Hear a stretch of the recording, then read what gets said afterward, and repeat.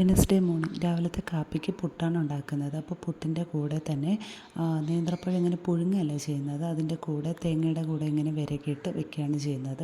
അപ്പോൾ അതിൻ്റെ റെസിപ്പിയും കൂടെ ഞാൻ കാണിക്കുന്നുണ്ട്. പിന്നെ പുളിഞ്ചിക്ക വെച്ചിട്ടുള്ള ഒഴിച്ചേറി, ഇരുമ്പൻ പുളി എന്നൊക്കെയാണ് ചില ഇടങ്ങളിൽ പറയുന്നത്, ഞങ്ങളുടെ ഇവിടെ പുളിഞ്ചിക്ക എന്നാണ് പറയുന്നത്. ഏകദേശം മോര് കറിയുടെ ഒരു റെസിപ്പി പോലെ ഇരിക്കും, അതുപോലത്തെ ഒരു ടേസ്റ്റുമാണ്, നല്ല ടേസ്റ്റാണ്.